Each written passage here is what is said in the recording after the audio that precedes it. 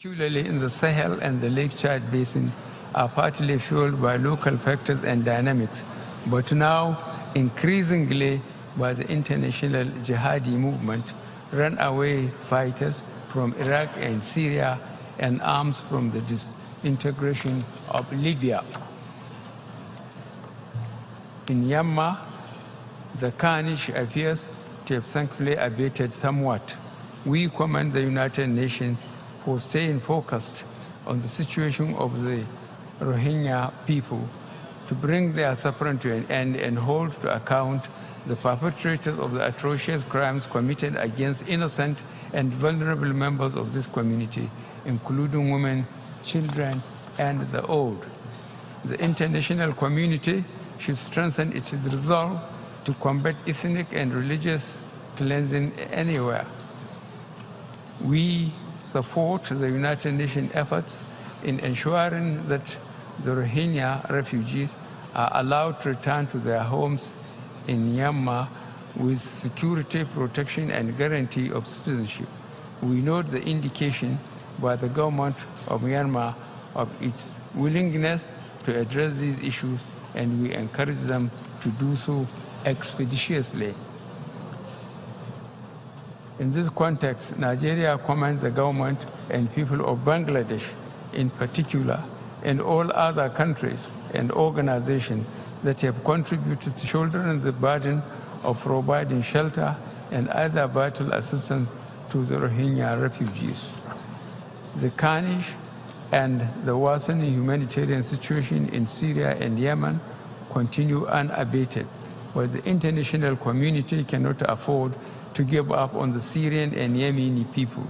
We must pursue all efforts to find peaceful, negotiated political solutions to these wars, which cannot be won by force of arms alone. Regarding Syria, we hope that the United Nations-sponsored Geneva process and the Sochi initiative led by Russia, Iran, and Turkey advance this objective. The international community must keep up the pressure to encourage the parties to pursue the path of dialogue, negotiations, and inclusiveness in resolving their sectarian divides and bringing to an end the immense human suffering in Syria as well as Yemen. We commend Turkey, Jordan, Greece, Germany, Italy, and France for hosting the millions of the refugees fleeing these brutal conflicts. The situation in the Middle East, grave as it has always been, is now worsened by developments since our last meeting.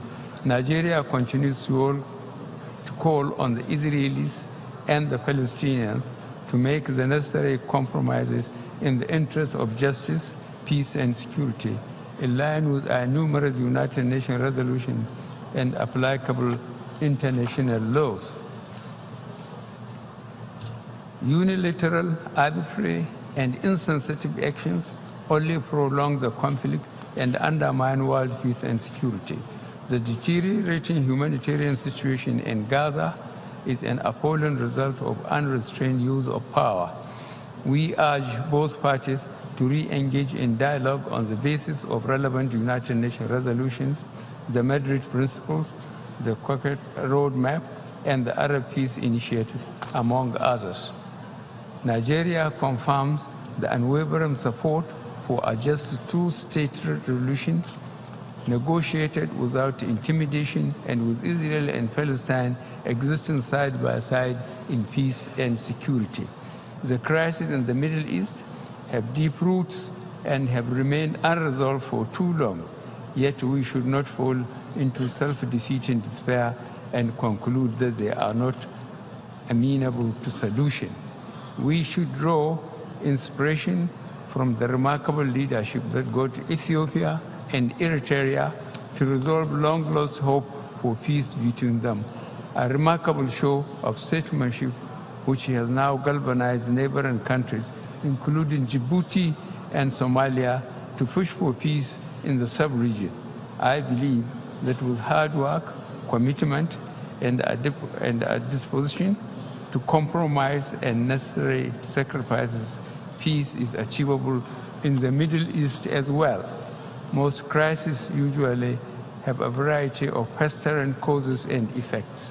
It is failure to address them early and effectively that lead to out-of-control conflict.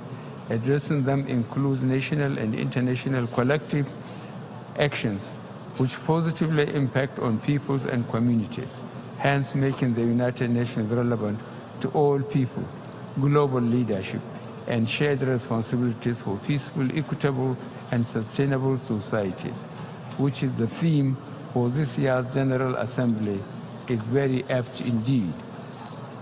Madam President,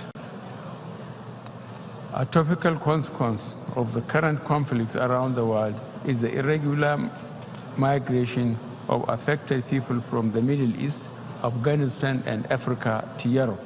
Irregular migration entails huge avoidable loss of human lives, puts strain on services in most host countries and communities, and fuels anti-immigrant and racist sentiments in Europe. That is why we welcome the successful conclusion of the negotiations on the first ever global compact for safe, orderly, regular migration, and we look forward to its adoption in Marrakesh later this year. The aim is to protect the rights of migrants worldwide while addressing the concerns of countries of origin, transit, or destination alike. Migration is a constant in human affairs. We in Africa are grateful to countries who treat migrants with compassion and humanity, notably Germany, Italy, and France.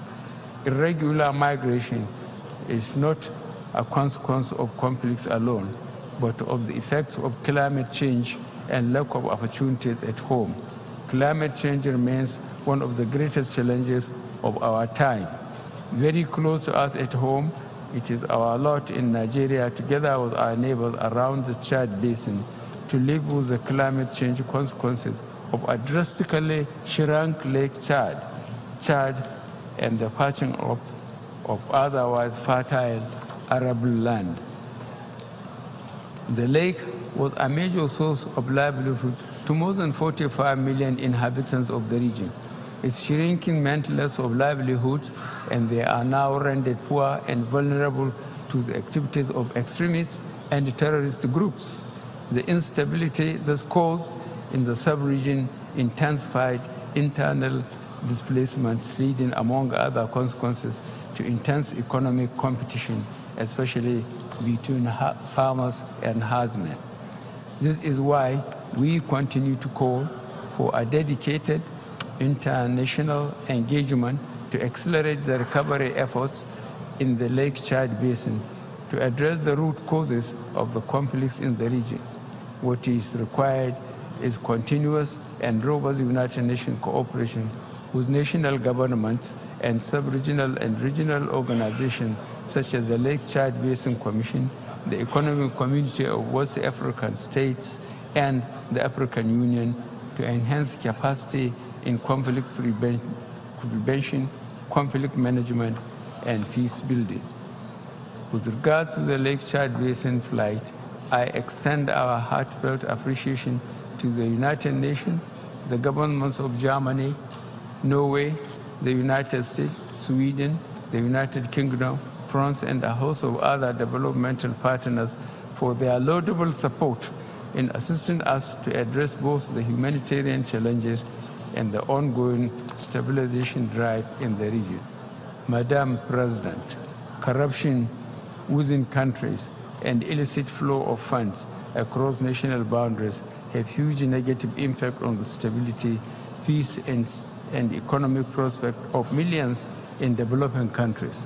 Corruption significantly drives national governments of resources to provide meaningful livelihoods to their populations, who are predominantly youth, thus giving rise to more irregular migration. The fight against corruption, therefore, involves us all. It is in our collective interest to cooperate in tracking illicit financial flows, investigate and prosecute corrupt individuals and entities, and repatriate such funds to their countries of origin.